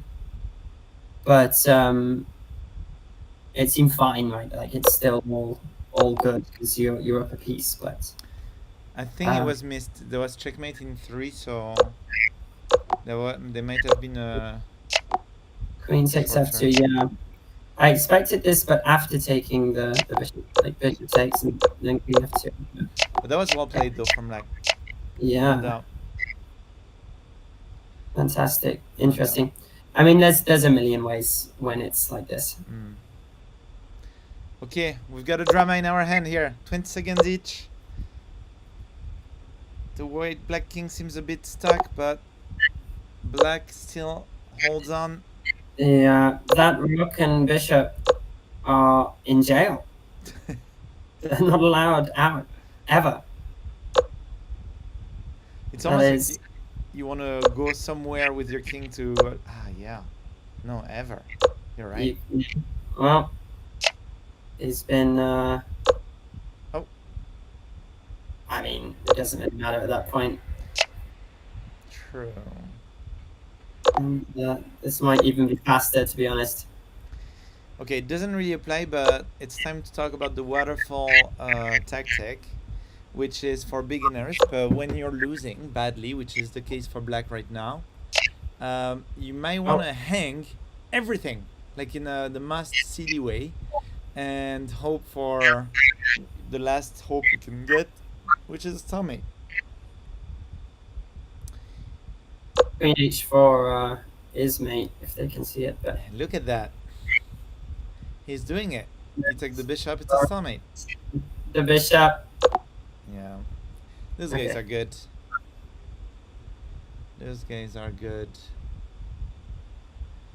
Okay, next round in 1 minute. Let's have a look quickly at the open tournament. I think it might be over. No, not yet. So we've got Jesse Fur against Strickstrand. And it looks like Jesse Fur lost the last game against Imam 1985. A beautiful checkmate with the rook. This is good. Again, that rook endgame coming back to haunt us. Okay. I think we're going to go back in those. Yeah. Variation. This one, right? No, not this one. Ah, sorry. The JC first game looks like it could be heading. The lion variation does begin similar to this. He does play it. That's how I know it. Knight to e2 is a bit of an odd move, which actually almost is the opposite of the plan anyway. Yeah, and f4. Okay, you couldn't possibly do the strategy of not castling and launching your kingside pawns now. White's beating you to it. You have to play play normally. So it's an anti-lion system. Yeah, I don't know if I like taking that pawn. Helps white develop their pieces, and it removes your central pawn. The whole point of the Philidor opening is that you have a pawn in e5, and you're a bit passive, but you defend it, and you're safe. So d4 is coming. Yeah, I think this one's backfired quite a lot for black already. And the Philidor's already not got the best reputation because even played perfectly, you're a little bit too passive and you curl up in a ball and you just say, don't hurt me, you know?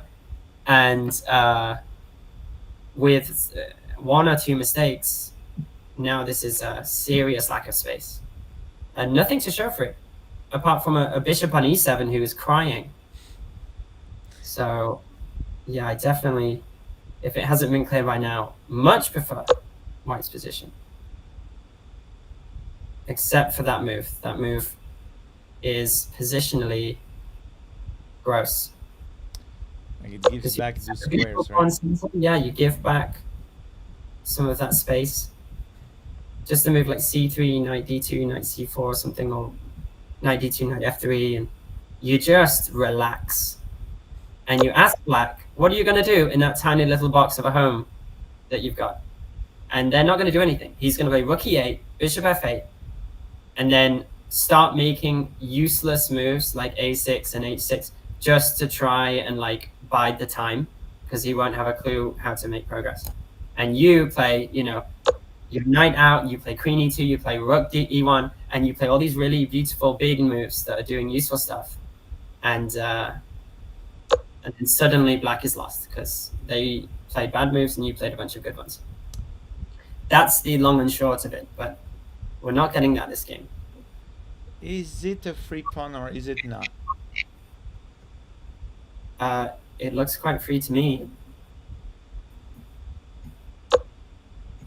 Oh, You not want anymore. none of it.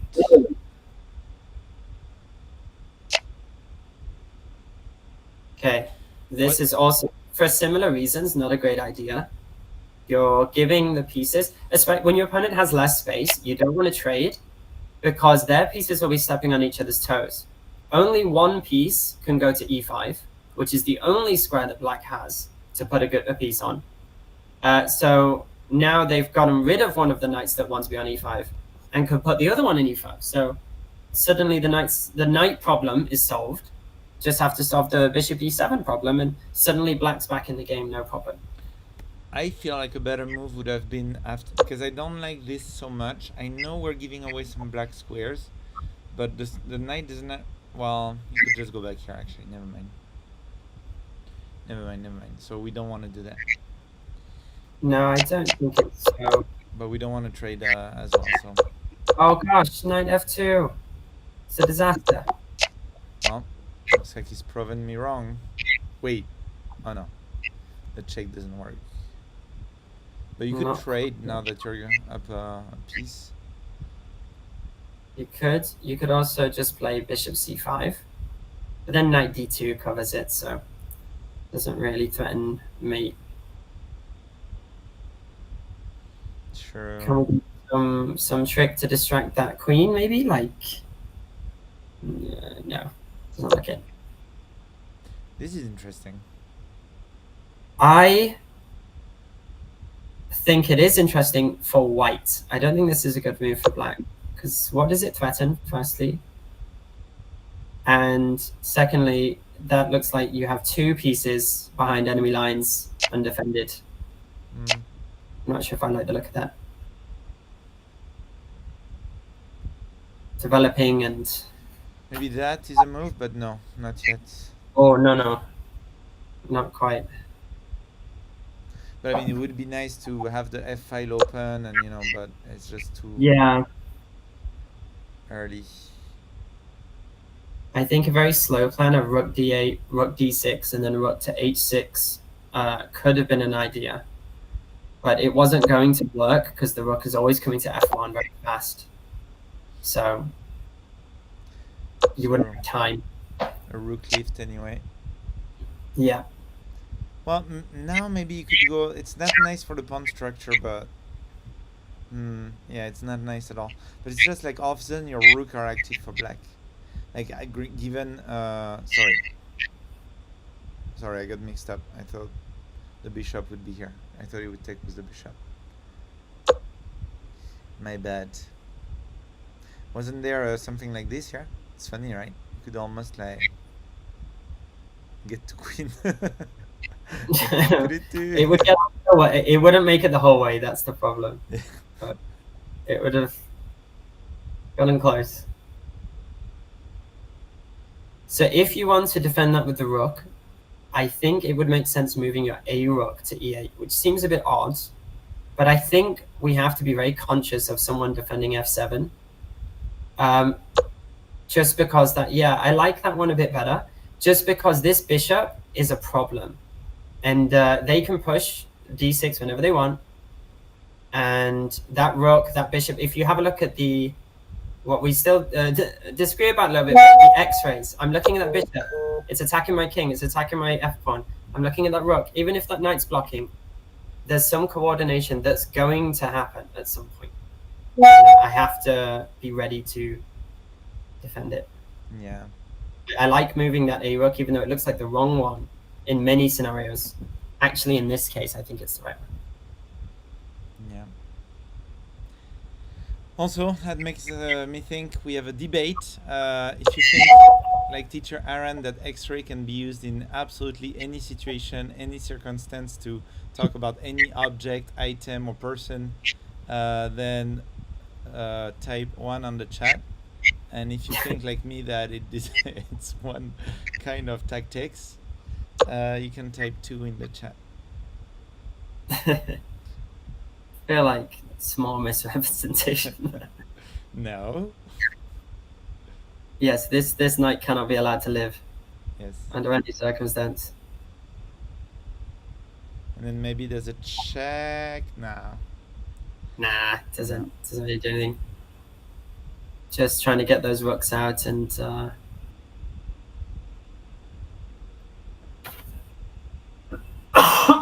excuse me. No.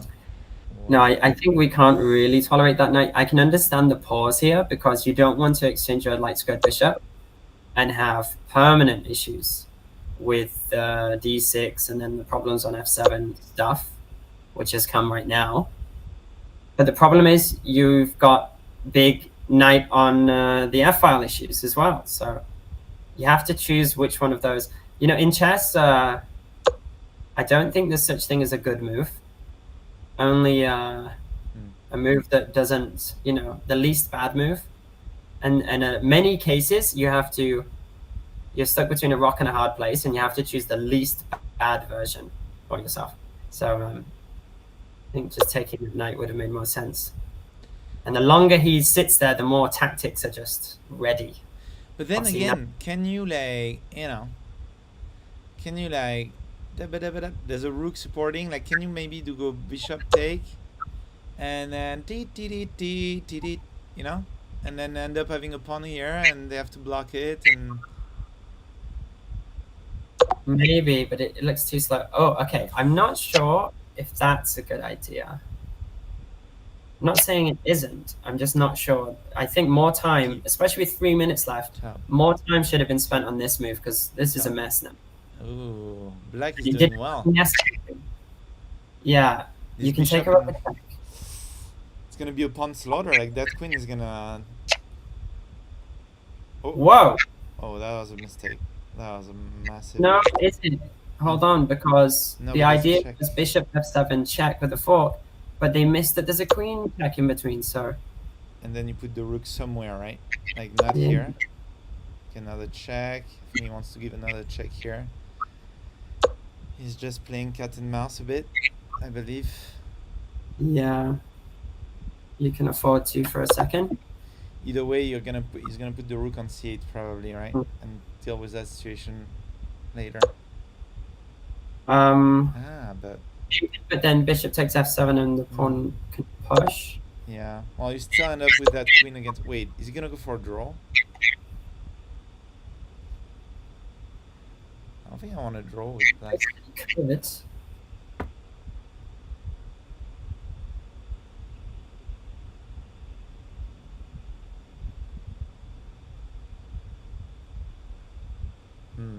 He's thinking of what if I push my pawn, but Surely, yeah, just rook c8, bishop f7, you go king h8. And if they push, yeah, because there's no check, there's nothing. Well, there is a threatened checkmate in one move, but after h6, it looks like this queen and this yeah, pawn will be it's fine. queen versus rook, and I think you could have, yeah, definitely. I mean, the time situation is quite low, but I think, as far as I see, He's still Yeah, you're first fine. though, but there's one game to go, so maybe he'll regret it later. Maybe not. Mm. Let's have a look Half at the beginner. definitely bad solution situation. Okay, I gotta tell everyone also that teacher Aaron, however lovely was it to have him here, will leave earlier in a few I will. dozen minutes. I don't know. It's up to him, but he does have some really cool class to attend, chess classes. I do. I've got maybe. Well, we did just finish that game, so maybe that is a good time to go off. I thought maybe I could squeeze one more in. And can we just have a look? Okay. I was going to see which one of my students is still going on, and it looks like Make your pick. checkmate into was just missed by Max that I saw. He's found the right moves, but just in the wrong combination. If we just go back a move or two. Oh, okay. Well, that does it too. So it looks like there's lots of different ways to do it, but there was a similar version of this. Very good job. It's a shame he joined a little bit late, because I think he has a good running for the title as well. Does Mr. Blue Cushion. But yeah, I'll end it on that. It was very fun, as usual. And thank you so much for my students who joined. And I hope more of my students can join in the future. A lot of them were busy today. They did tell me, because I was furious. I said, why are you... No, I didn't. But I do want to encourage everyone to join, because it's the best way to improve. And also having the game saved here is great, because then, and this applies to all of you, can take them to your coaches and your teachers and say, hey, I messed up. Tell me why and how, and help me not do that again, please. And especially if you say please at the end, they'll help you, and it's Magic words. Yeah, it's how you get better. So thank you very much, and thank you, Teacher Seb, for having me on. Thank you for helping us and entertaining us on this tournament, teacher Aaron. See you soon. Bye-bye. Bye-bye. But not bye to you guys just yet, because we still have some games to analyze. Okay, so we've got Ruby Handy Sandwich against Trirat.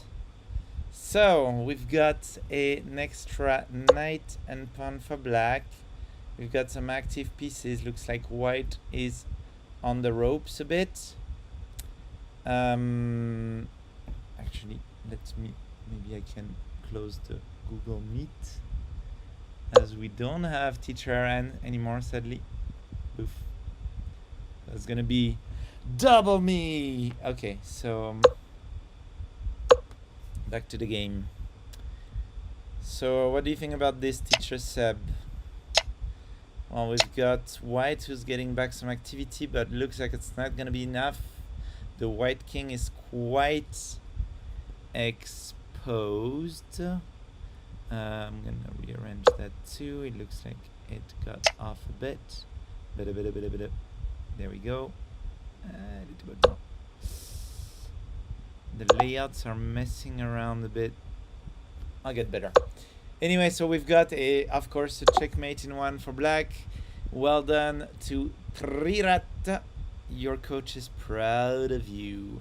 And we got one round to go. One round to go in both tournaments, so that's exciting. We've got Beyblade Apipon, who is right now at 6 out of 6. And actually, we've got a champion, because spot number 2, runner-up, is at 4.5. If you add 1 point to that, that's 5.5. And that won't be enough to catch up with the winner for today. The great, the magnificent, the incredible Beyblade Apipon. So, we're still gonna look at some interesting games. Of course, there's the second and third spot also that are gonna be on the how do you call that? Available for grasp. And you know what? Let's have a quick look at the open tournament. They must be playing right now. Very, very quick. Oh, they're done. And we've got a champion, and it's none other than Papa Sebastian, also called Jessifer. We've got chess running through our veins in the family. And we've got, so 4.5 points out of 6, which is pretty good. Props to Papa version 3, who's took the 2nd place, and Imam 1985, who took the 3rd place with a perfect score. Except he wasn't here for the first 3 rounds, so he's got an alpha point and 2 zeros, so that's pretty good.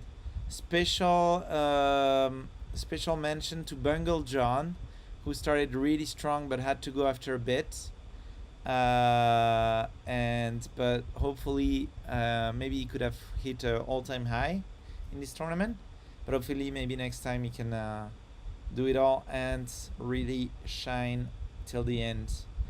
Well done, guys. Let me go back to the tiny Chicanos. Alright, we've got Beyblade against 100 Blunda, Daphne BG against C5 4 3 2 1 2 6, Tio Deepa. Okay, let's see if we have some interesting position actually. I like the Axial versus Blue Cushion. Maybe Idris, Pocloud, Nawat. Let's have a look at those. Let me see if I do like this, is it gonna change properly? Yes, that's nice. I should do that. Okay, what do we have here? Dun, dun, dun, dun. Okay, so this is like a really common thing in chess. You really just, like I would say at beginner's level, the one thing you need to do is look at your opponent move. Because if you do, you're going to be able to see what they are up to, and therefore save your pieces accordingly, and therefore not lose pieces. And if you don't lose pieces, it's much harder to beat you at honestly any level. But if you leave the knight under attack here, it's a bit of a shame, because then he's not even working for it, right? Arguably here you could say, well, maybe he wanted to go for bishop take bishop, but that doesn't work, first of all, because of the white player trading first and then taking the knight. But even then, well, he missed it actually, so okay. Ooh, that is a free queen.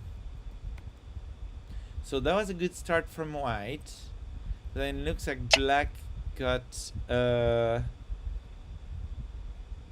some momentum back. Now the question is, what will happen to the g7 pawn? Will he leave? Will he die? Will he turn into a queen? Will he turn into a knight? Tom. So it's probably gonna die though, by the simple rook take pawn. But it's white's to play, so what is he gonna do? We're down 9 points. The pieces are undeveloped. It looks like that's gonna be already kind of a wrap, which is why we're gonna run into another game. Let's have a look at good old Blue Cushion against Axial. Ha ha ha ha ha ha. Okay, so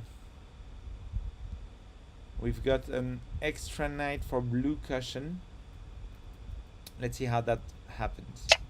So here there was a trade. Then after that, we've got the bishop. That was a fork. So pawn take pawn was a fork. And there was no way to save it, I think. You know what's funny? I would almost, I don't know if this works, but I don't see any black square bishop right now. I see the black king is not castled, and I see that we're gonna lose a piece anyway. You know, whether you do this or not, one piece is gonna get killed. So my first instinct is to go here in order to prevent the king from castling, and the black square bishop is not here to tickle me back, right? The only thing is there might be some like straight up attack here with the knight moving and the queen attacking the bishop, and I don't quite see how to defend it right there and then. But you know, you could be troublesome. You could get back here and still control that f8 square, which again, it's gonna get complicated. I don't know if they can plug it up eventually. But anyway, you know, when you do bishop e2 anyway, it's kind of like you're like, you know, it's a desperate, sad move, whereby bishop d6 is a you punch me, I punch you back kind of move. Anyway, the game went on, and then looks like another pawn falls. I'm not sure what white plans is right now, but black is just going through the motions, and successfully so. He's totally fine. There is a case of a bit of a traffic jam over here, but then again it's Bangkok, so it's something he must be familiar with, little Max. And besides, you can unclog it maybe with knight here or knight there, and then the goal will be maybe to push the pawn, maybe to bring the bishop here, push that other pawn, maybe do a fianchetto. I don't know. It's not an easy bishop to deal with, or even a6, but it shouldn't be a problem, especially since white doesn't really have anything going on. That is a wild move, probably not a good one, but you know, should always be careful.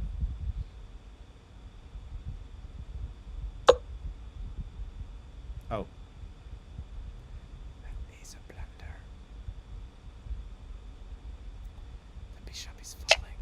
Oh, not that bishop. The other bishop. Wait, did I miss something? Rook take queen and pawn take bishop. Okay, well, that's 8 point for 9, but that was not. Wait, did I miss something? Queen take bishop? I don't think so. Queen take queen, pawn take. There was a free bishop right there. That is super risky. I'm not sure who are like better here now. It's 3 pieces against a queen, but which usually 3 pieces are fine, if not better. But it's 9 points against 9. But here there are, as mentioned earlier, now this is becoming a problem that they are a bit inactive and stuck. So okay, we've got a few more moves. He went ahead and tagged the queen. Not sure I like that very much, because, well, there was a threat of this, which is not a direct threat because the other knight is covering it, as the pawn cannot capture because of the pin. That's right. But still,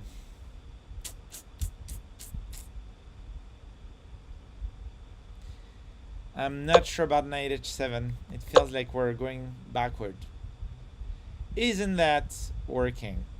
Because that would be big for black. He's going for it.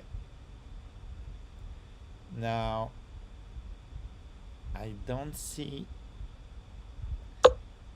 Okay, well, it worked out. Looks like. Oh, I'm not out of the Google Meet. Leave now. Oh, there we go. I guess we can close that. Beep up. Yeah.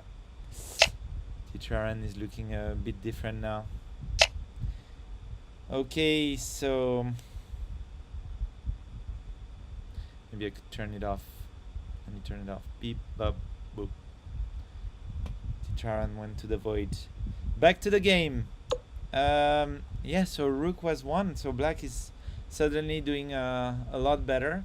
Doesn't mean he's just out of the wood yet, but because this bishop is still not moving so much, he's still doing some one move threats, though arguably, I don't know, I like this knight here, but maybe here is safer. I agree, and we can still jump to some interesting square. I guess this knight should recycle as well someday. Of course not now, don't play this, you lose it. But the bishop really is the big one. He needs to come out. I don't know if it's here, I don't know if it's somewhere else, but I feel like we've been playing the knights a bit too much, and if Max stubbornly continue playing the knights, I'm afraid it's not gonna be a winning strategy. Yeah, even that check, I'm not sure. Like, now your knight is undefended and in enemy territory, your bishop is not out, this knight is crying in a corner, really there's only the rook that is doing something. Maybe this knight, but I feel like he's more gonna be a liability than a trade, and the knight goes even further down. I'm not liking this. It's becoming super urgent to activate the bishop and maybe later save that knight. But maybe Max has more confidence than I do in this position. And it's true that the queen doesn't really have anything going on right now. Is it? Maybe queen here. How about that? No, because there was knight here. But then queen check. Huh.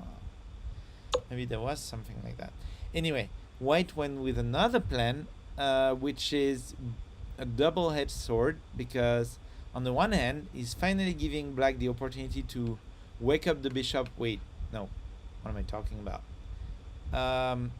But still, there are some interesting square, at least the f5 square. That's definitely where I would go with the bishop. So I block this pawn, control that square, develop the bishop. Now the rook can come out. And it's defending the knight, but on the same time, so I don't really like white's plan, but I get the idea. He wants to go and, you know, dig a hole in that black castle, or at least what remains of it. And I'm guessing again that black is still slightly too addicted to those checks. I don't see where we're going here. I think the rook needs to activate. That's a much better move, I think. I think white is going to play this. The idea is to play this after. And it could truly be dangerous, actually. Or are we going to see a walking king? Dun, dun, dun, dun, dun. He's walking, that's for sure. Ooh, black is going all in. I don't have the same confidence as black. Check, sure, but then after king here. Oh my god. Oh my lord. I missed that.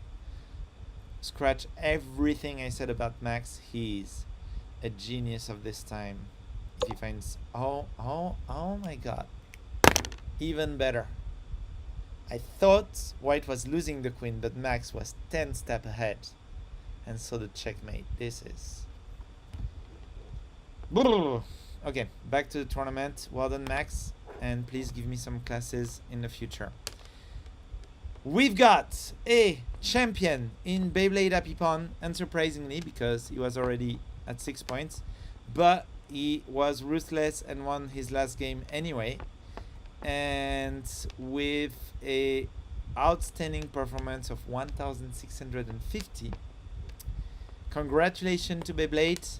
The second spot comes to C5, 4, 3, 2, 1, 2, 6. And with a 5.5 score, very, very nice score. We've seen some champions with a lesser score than that in the past. And third place, unfortunately, we won't see another Happy Pawn student. They did hold their ground, especially Max with that last game that was mind-blowing. He does finish with a 4.5 point, but the tie break is lower than Deepak 2. So congratulations to you, and of course congratulations to Max for this beautiful checkmate. I would love actually to finish with a little check on whether this checkmate was unstoppable, because if it was, then it's a thing of beauty. Checkmate in 10. Did Max see that? Check. Checkmate in 9. Check. Checkmate in 8. Okay, so he should have come back here. That's true. Freeing a discovered attack and losing the queen. But going there, checkmate in 1. That was... So, too bad Teacher Aaron wasn't there to witness this, but I'm sure I'll see it in the future. Thank you everyone for tuning in. I had a great time. I hope you had too. We will meet again next month, and you know, practice your puzzles, and see you around. Thank you very much. Bye bye.